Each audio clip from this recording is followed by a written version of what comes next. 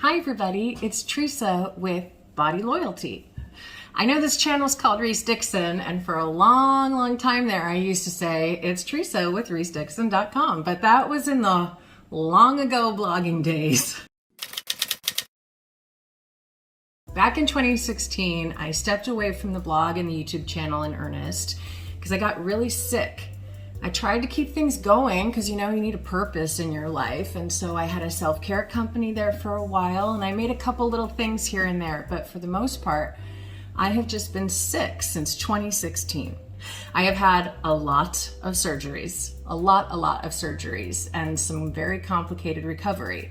And so over those years, I had to figure some things out about how to take care of myself and learned a lot of things the hard way.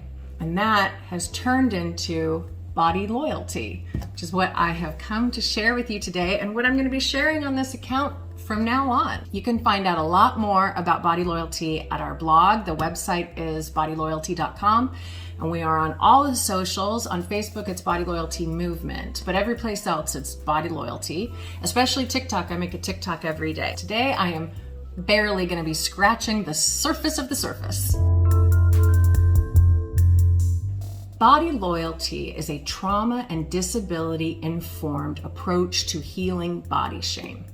It is something that I developed during those long, sick years because I knew that I needed to make some changes in my life. I had no idea how, and every approach that I tried did not seem to have room for trauma and disability in it. I had to do some research and learn a lot of things the hard way. And I hope that what I've done is package it in a way that it won't be so hard for you to learn. Body Loyalty is a framework. It is a philosophy for how to approach your body, not with judgment, whether it's positive, negative, or neutral, but as a relationship. So it is a philosophy that includes what we call the Body Loyalty rubric, which is a tool to help you figure out which of all the self-care choices in the world are going to be the ones that actually work for you in your individual life with your individual needs. But in this day and age, in 2022, I think if you are talking about self-care without talking about systems, you are just wasting everybody's time. I mean, if we've learned nothing, well, maybe we've learned nothing over the past couple of years, but I really hope we can start to see that these are not individual problems we are struggling with. These are systemic issues. And so they cannot be up to us alone to solve. So if we're going to address some of what our bodies needs, we have to do it together. So Body Loyalty is also a solidarity movement. Over the long course of this YouTube channel, you might have seen me dealing with my infertility years, dealing with my years of being a community organizer and activist in Mormon feminism, and how that led me out of the church many years ago, and how I live with disability and how I'm raising Atticus with disability. And so I've had this kind of unique life experience that has put a lot of pieces in a row to really make me see some things about what we're doing differently. I had to come up with a way when I was so sick and so isolated to figure out how to care for myself, when the truth of it is that I just really did not believe that care for myself was a good use of my time. I was just stuck at the bottom of this shame and self-hate pit. And I had to realize that if I did not find a way to at least show myself some respect and care, I was not going to get better. So Body Loyalty became this way for me to think about how to address my own needs without feeling shame over not loving myself already. But it also became a way for me to think about how to teach Atticus. He's 14 now. How do I teach this growing teenager how to feel positively about his body when the entire world is lined up to tell him how wrong it is? I can't tell him to go run a marathon or complete some physical feat to marvel at what his body's capable of, and yet he still deserves to not hate his body.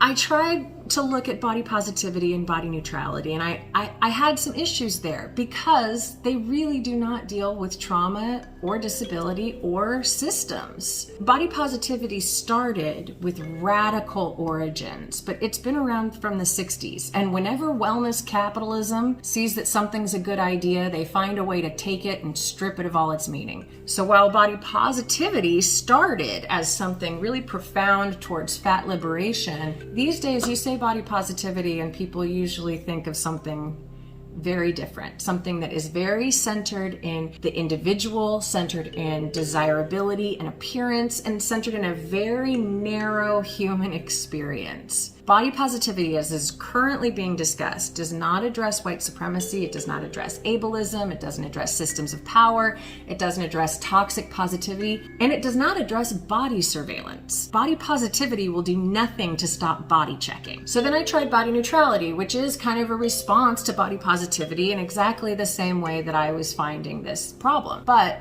body neutrality is still centered on the individual, it is centered on ability, and it is harm reduction, which I am a fan of, don't get me wrong. But I'm trying to find the motivation to enact these positive choices, and neutrality was not going to get me there. So what I came up with is born out of my relationship with Atticus. If you are a caregiver, you know there are some days you cannot tap into your most loving feelings. Some days you are just cranky and irritable and annoyed, but the person you're caring for still needs to be cared for. So you show up and you do the job with a bad attitude. Turns out love is not necessary to actually perform the care tasks.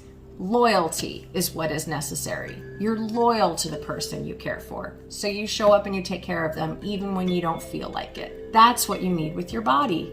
Loyalty. You don't have to feel great about it, and then you don't have to feel shame for not feeling great about it. All you need is loyalty as a place to start. This has been really well studied. If you want positive health outcomes, you need to approach yourself with compassion, because if you approach yourself with shame, you will get negative health outcomes. Any approach to self-care that doesn't directly address shame and doesn't directly address the systems of oppression that feed us that shame, I just don't think is going to get very far. Body loyalty has to include trauma, disability, and social justice, systems of oppression. You cannot positive think your way out of the effects of racism or poverty or ableism. The reasons we make our choices around self-care are contextual. We are reacting to the realities of our lives and the realities of what our bodies need and the skills that we happen to have. This context matters. Body loyalty is a way of supporting you in that context to find the healthy choices that are going to make a difference. We need a system that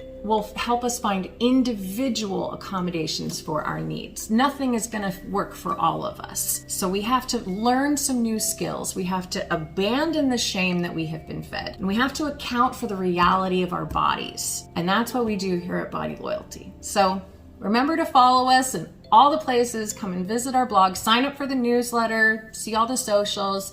We've got a little Patreon if you want to support the movement. We are organizing as a nonprofit. We're almost through with our fiscal sponsorship stuff, and then we will be official. But we are organizing as a nonprofit because this is a solidarity movement. So until next time, love and solidarity.